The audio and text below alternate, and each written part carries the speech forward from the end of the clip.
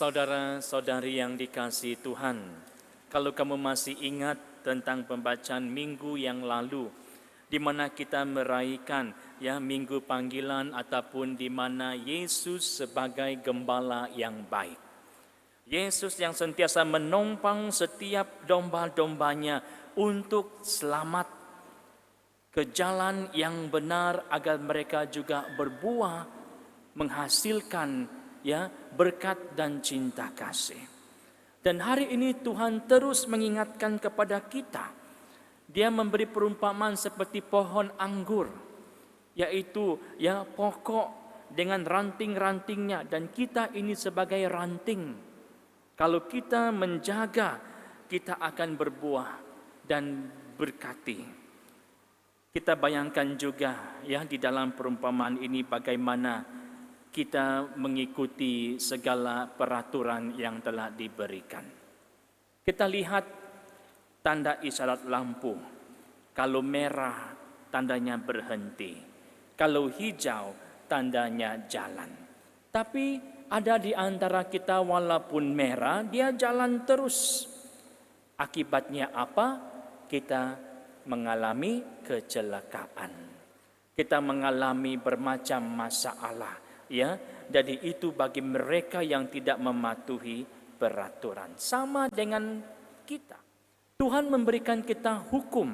Ada 10 hukum.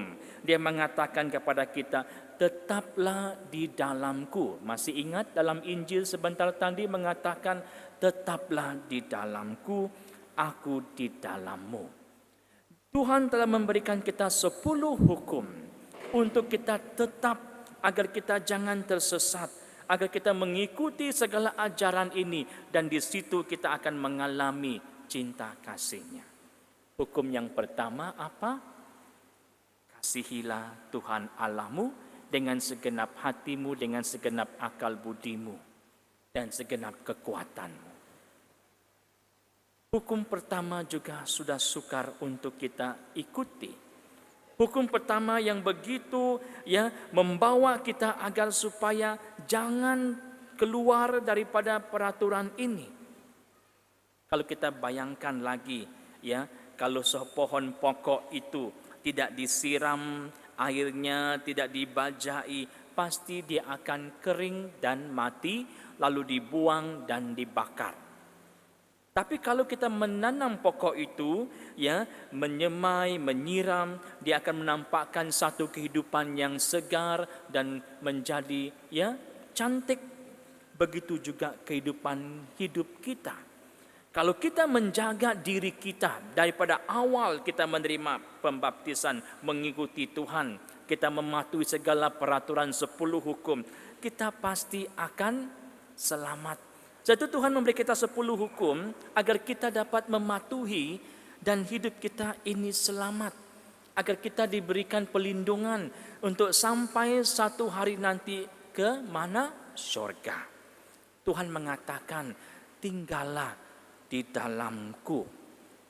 Tapi bagaimana untuk tinggal di dalam Tuhan? Itu termasuklah kita harus sentiasa berdoa, mengikuti segala perayaan Ekaristi, sentiasa hidup di dalam kekudusan dan sebagainya. Tapi bagaimana? Minggu yang lalu ada seorang belia datang jumpa Father mengatakan, Father, tolong saya minta didoakan karena perut ini sakit. Saya minta tolong Father. Kamu seorang student? Ya, saya masih belajar di salah sebuah institusi yang ada di sini. Tetapi apa yang membuatkan saya sakit ini mengganggu saya untuk meneruskan pelajaran ini, karena saya sentiasa mengalami sakit di bahagian perut. Saudara, setan tidak akan masuk dalam tubuh manusia kalau kita tidak membuka pintu itu kepada mereka. Saya mengatakan kepada anak ini, kenapa kamu melakukan seks bebas? Kamu telah membuat pengguguran sebanyak 4 kali. Sakit itu yang kamu alami ini adalah sakit di mana kamu seringkali menggugurkan kandungan. Dosa. Kenapa kamu melakukan sedemikian. Ibu bapak kamu menghantar pergi sekolah bukan untuk melakukan begini. Ibu bapak menghantar kamu ke sekolah untuk membawa segulung ijazah, bukan segulung seks bebas. Saya geram mendengar perkataan ini apabila mereka itu mengambil indah tak kisah. Mereka hanya mengatakan bahawasanya, iya, it's about my life. I can manage my life, Father. No need to disturb me. But why you come to me? Kenapa kamu mencari gereja? Kenapa kamu minta didoakan? Bila ditegur kamu mengatakan, I can manage my life. Itu hidup saya, Father. Oke, silakan. Tuhan memberikan kita 10 hukum. You want to follow or not, it's up to you. Tapi jangan menyesal, di hari kemudian kamu akan berhadapan dengan pintu penghakiman. 10 hukum juga kita diberikan supaya kita mematuhi segala ajaran-ajaran ini agar kita dapat berbuah iman kita. Dalam 10 hukum itu ada juga mengatakan jangan berzina, jangan melakukan hal-hal yang lain, di mana dalam beberapa minggu ini ramai orang mau bercerai. Saya heran, kenapa? Kenapa mau bercerai sedangkan kamu telah membuat perjanjian kawin? Telah mengatakan, ya saya mengambil kamu sebagai istri, suami saya di saat suka duka, miskin kaya, sakit ataupun tidak. Salah seorang daripada mereka datang jumpa saya, Father, saya mau minta tolong, Father. Saya punya istri sudah lari 2 bulan yang lalu. Entah kemana, sekarang dia mau minta cerai. Mau saya datang pergi JPN sign, tapi saya tidak mau, Father. Apa yang terjadi sebenarnya? Saya seorang yang kaya pada masa dulu. Ketika saya mempunyai banyak duit, saya habiskan pergi night club, minum sampai mabuk. Bila saya pulang, saya tampar saya punya istri, saya tendang saya punya istri. Ya, almost every day. Dan saya tidak membagi dia 1 sen pun untuk belanja rumah. Saya bilang, how come kamu sanggup melakukan itu kepada istri kamu? Itulah, Father, saya menyesal sekarang saya tidak sanggup kehilangan dia. Saya bilang, kasihan. Setiap manusia mempunyai perasaan, dia bukan seperti anjing yang boleh kamu tendang dan kamu tampar. Dia juga mempunyai perasaan untuk hidup sebagai manusia. Tetapi karena manusia dikaburi oleh dosa, sehingga mereka lupa bahwa ada Tuhan. Sehingga pada satu saat dia bankrupt. Ketika uang sudah habis, baru dia mencari, Father, tolong kembalikan saya punya istri. Father mau kembalikan istri kamu, kamu ingat ketik saja istri kamu balik begitu? Tidak. Ya, kamu harus berdoa, bertobat. Mungkin apa yang berlaku ini adalah pengajaran bagi kamu untuk menghargai orang yang ada bersama kamu. Menghargai orang yang kamu cintai, bukan kamu membuatkan dia seperti sampah. Bila dipakai baru dicari, bila tidak dipakai dibuang, ditampar. Itu case yang pertama. Case yang kedua, di mana ada seorang wanita datang, Father, saya mau cerai, saya punya husband. Kenapa dia cancer tahap 4? Tidak lama lagi mati, Father. Sebelum dia mati, bagus saya cari lelaki lain. Ya, no. Dalam perjanjian perkawinan tidak boleh menceraikan di saat sakit ataupun tidak. Ingat lagi soalan nomor 6. If you remember the question number 6 tentang perjanjian kawin. Saat suka duka, miskin kaya, sakit ataupun tidak, adakah kamu mau menerima dia? Ya, saya mau. Tapi dalam keadaan di mana benar-benar kejadian itu berlaku, apa yang terjadi? Dia mengatakan, saya mau cerai dia, Father. Saya ada boyfriend baru yang kaya, yang boleh bagi saya semua yang saya mau. Jangan. Saat itu Tuhan bagi kita hukum. 10 perintah ini agar kita mematuhi segala perintah ini agar kita tidak tersimpang ke jalan yang lain. Tetapi manusia sukar untuk mau melihat karena mereka tidak tinggal di dalam Tuhan. Case yang ketiga yang juga mengejutkan Father, di mana dia datang mengatakan, Father, saya mau cerai, saya punya suami, sebab saya punya suami sudah miskin. Dulu saya punya suami ada pekerjaan, tapi selepas PKP, dia jatuh, tidak ada duit lagi. Saya mau beli rantai emas, tidak dapat. Saya tengok saya punya kawan-kawan, mereka punya rantai macam anjing yang kuning sini pada. Saya bilang mau dapat. Ya, orang mau gawai sudah, baju saya masih lama. Tidak ada baju baru. Jadi saya malu. Saya jumpa boyfriend saya yang baru pada, saya klik mata saja, dia ikut saya. Lalu saya sekarang hati perasaan tercurah kepada dia. Saya mau cerai, saya punya husband. Dia miskin, Father. Jangan.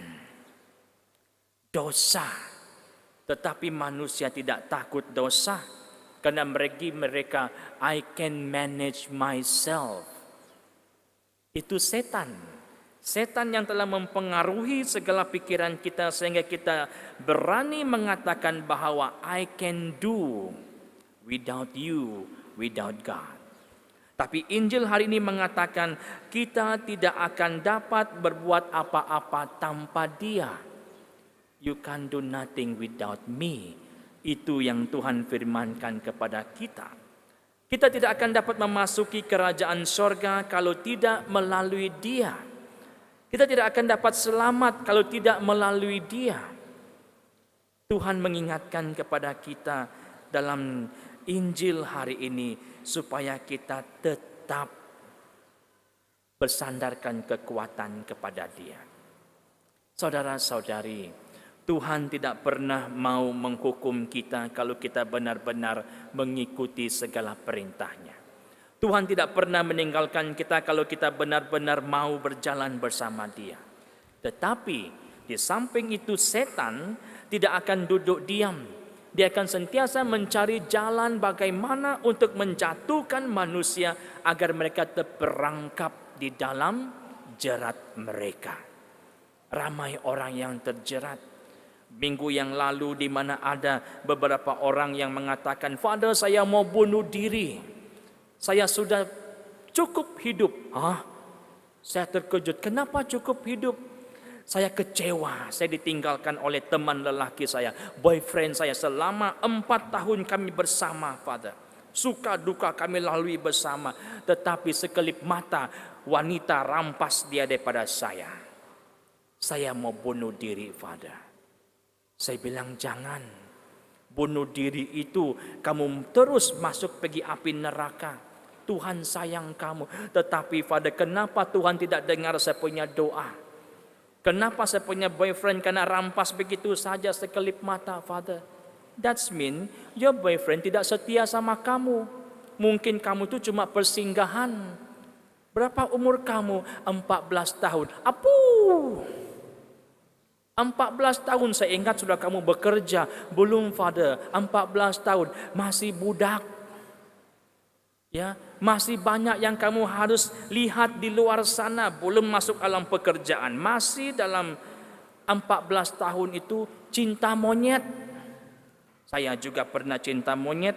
Bila saya ingat balik saya bilang bodoh punya hidup masa itu.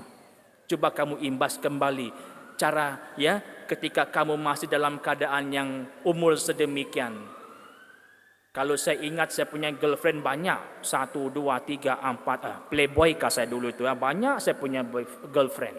Ya, tapi bila saya ingat balik saya bilang, bodoh punya hidup. Tidak ada kehidupan. Ya, sayang saya punya feeling. Ya, yang saya selama ini saya ingat dia, saya rindu dia, mandi tak basah, tidur tak lena, makan tak kenyang. Saya bilang, sayang saya punya masa. 14 tahun. Sudah mau bunuh diri karena putus cinta. Tuhan mengingatkan kepada kita, tetaplah di dalam aku. Saya itu kadang-kadang saya bertanya, ramai orang dibaptis, ramai orang menerima penguatan, tapi berapa ramai orang yang kembali ke dalam gereja? Bila dicari mereka hilang dalam radar, entah di mana mereka berada. Bila saya tanya ibu bapak mereka, anak kamu baru dibaptis bulan lalu, di mana? Waduh, susah mau bangun pun mau dimarah-marah dulu, mau pergi sembahyang. Ada yang juga mengatakan sibuk. Dia bilang ada kelas minggu, tapi bukan kelas minggu, pergi tengok wayang di mall sana. Dia tipu dia punya ibu bapa. Bagaimana kita mau menjadi pengikut Tuhan kalau kita ini tidak mau berjalan bersama Dia? Saya itu dikatakan, inilah ranting-ranting yang rosak, yang harus dibuang, yang harus dibakar, dicampak di mana? Ke dalam api neraka. Kalau kita berbuah dalam iman kita, kita akan bertumbuh dan di situ kita akan melihat kuasa Tuhan yang hidup ini yang memberikan kita pengharapan. Saudara-saudari, Tuhan mau memanggil kita supaya jangan putus asa. Tuhan memanggil kita jangan putus harapan. Bersandarkan kepada salib ini. Kalau kita percaya kepada Dia, kita akan selamat. Baru sebentar tadi selepas misa pertama, Father sudah mengatakan, jangan membuka pintu setan. Jangan kamu pakai kuasa-kuasa kegelapan. Dia datang minta doa. Anak saya Father selalu menangis, tolong doa. Bila Father mau doa dia, saya tengok tangan, kanan, kaki semua diikat dengan kain hitam. Sedangkan itu sudah banyak kali kita war-warkan, jangan gunakan kuasa ini. Tapi masih ada orang yang simpan tali hitam, ikat di bayi, ya, di pinggang, di sana sini diikat. Saya bilang itu ajaran sesat. Tuhan memberikan kita satu petunjuk, akulah jalan kehidupan yang membawa kepada kehidupan abadi. Bagaimana kita mau menerima Tuhan? Persoalannya, percayakah saya kepada Tuhan yang menyelamatkan? Percayakah saya bahwa Tuhan dapat memberikan saya kehidupan? Percayakah saya kepada Tuhan yang boleh memberikan saya ini berkat? Beberapa hari yang lalu ada satu panggilan kecemasan yang mengatakan, Father tolong doa, saya punya ibu tengah sakit kuat. Dia jauh. Saya bilang, oke, tidak apa. Kita doa melalui telepon. Ketika mendoakan, saya mengatakan, kenapa masih dalam tubuh ibu kamu ini kamu ikat jimat? Kenapa di rumah kamu itu masih ada simpan pendinding? Kalau kamu mau ibu kamu selamat, walaupun dia mati, tapi dia akan masuk surga karena dia dibersihkan. Jangan kotorkan. Buka semua jimat ini. The next day, dia hantar pergi office kami satu bakul jimat. Saya bilang, untuk kenapa kamu buat begini? Kami terdesak. Sebab kami tidak mempunyai jalan lain untuk mau menyelamatkan ibu kami. Kami terpaksa melakukan ini demi menyelamatkan jiwanya. Saudara-saudari yang terkasih, Tuhan mengingatkan kepada kita bahwa Dia ini adalah pokok yang hidup, yang akan menuntun kita ke jalan kehidupan, yang akan memberikan kita kekuatan, nyawa. Tetapi manusia mensia-siakan setiap pengorbanan yang telah Tuhan berikan, cahaya yang dia bawa masuk ke dalam dunia, tetapi kita masih lagi memilih jalan yang gelap. Tuhan tidak mau membiarkan kita, tetapi kita yang memilih jalan ini. Tuhan bilang, I give you a freedom of choice. If you want to be safe, follow me. If you don't want to listen to me, Satan bilang, welcome to my club. Itulah kita diingatkan setiap minggu untuk mau menyadari diri kita agar kita supaya percaya. Semalam ketika puji sembah penyembuhan luka batin, apabila Father mengatakan di sini gereja ini, di dalam ini ada beberapa orang yang melakukan seks bebas. Baru dicakap seks bebas, berteriak. kesakitan di bahagian perut. Saya bilang, kenapa kamu membuka jalan ini? Sayang, masih muda. Kebanyakan mereka adalah student, belia yang masih belajar. Kenapa kamu membuka pintu ini kepada setan? Salah seorang daripadanya mengatakan, saya terpaksa, Father. Setiap kali bila saya jumpa saya punya boyfriend, dia bilang, if you love me, kau mesti dengar cakap saya. Ada pisau. Kalau kamu tidak mau membuat seks dengan saya bunuh kamu. Ugutan demi ugutan. Saya bilang, kenapa tidak telepon polis? Kamu diugut, ini penjenayah. Ini sudah lain daripada yang lain. Bagi tahu ibu bapak kamu, ya, kita datang untuk belajar, bukan untuk melakukan ini. Kita datang untuk mau supaya menimba ilmu. Pada juga menimba ilmu di negara rantau, 10 tahun balik membawa apa? Segulung iman. Kita juga dipanggil untuk mau belajar, menyerahkan diri kita kepada Tuhan, bukan kepada kuasa kegelapan. Saya kasihan melihat manusia yang jatuh di dalam perangkap setan. Mereka tahu mereka boleh keluar, tetapi mereka menganggap susah, Father. Kalau saya keluar, kalau saya tidak mau dengar cakap dia, saya mati. Sampai bila kamu terikat dengan dia? Ada kamu berdoa selalu? Jarang, Father. Bagaimana kita mempunyai talian kasih dengan Tuhan kalau kita sendiri tidak membuka jalan ini untuk mengundang Tuhan masuk.